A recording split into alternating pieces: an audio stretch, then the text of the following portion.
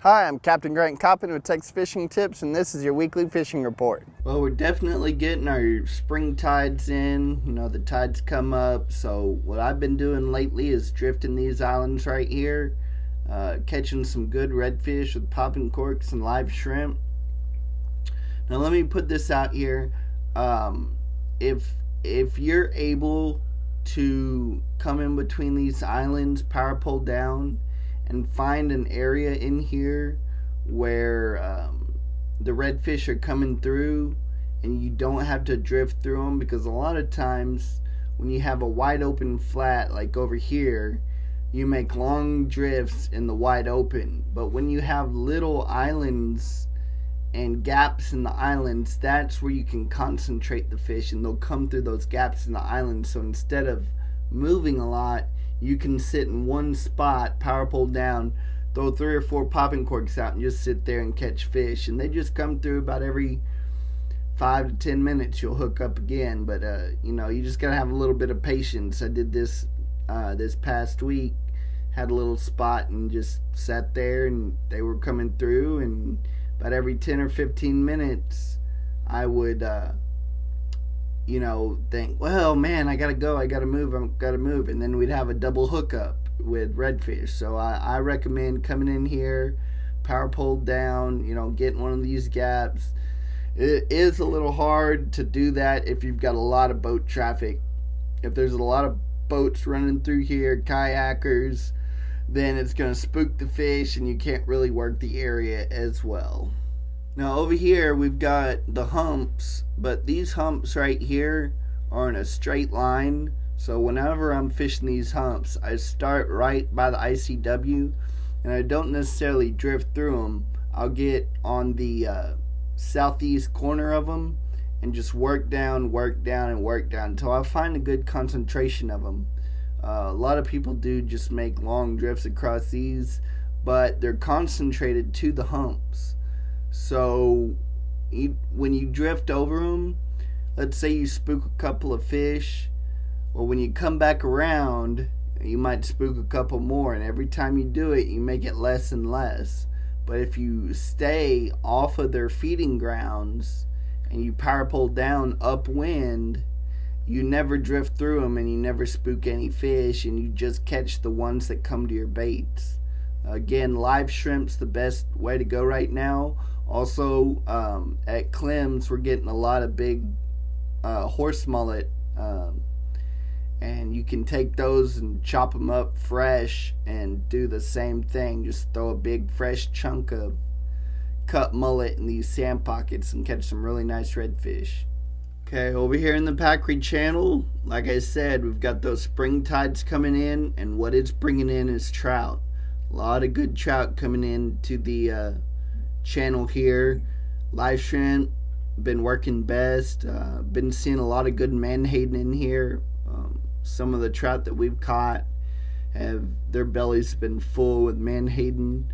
The sheephead thing is pretty much done unless you go out to the tip of the jetties, which on these windy spring days is not usually a possibility for me.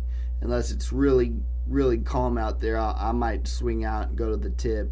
And they're catching all kinds of stuff out of the tip: red, sheephead, black drum.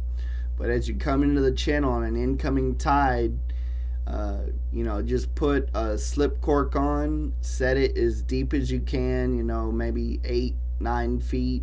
Throw it out there in the middle of the channel and just let it drift by. When I'm in the boat fishing, I'll just throw it out there and kind of drift with the boat and the cork together, and have that big live shrimp down there with a split shot under that slip cork and catch really nice trout. Remember that the limit has changed to 3 trout. Now, right here, I'm not really for sure what a game warden would say, so everything is south of the JFK Causeway. But the limit is 3 per person, 17 to 23 inches. North of the causeway, it's still 5, 15 to 25. Over here at East Clayburg, we've been catching good fish. I put East Clayburg in my report a lot of times just because it's a good community spot. Pretty much you can catch fish here year round. But one of the things about Clayburg is you got to know when to fish it and when not to fish it. It's a big open point, lots of structure, lots of rocks. What I recommend is coming over here on a calmer day. One of the good things is it's springtime, topwaters, it is on. I've got some insane big blow-ups, redfish, trout over here.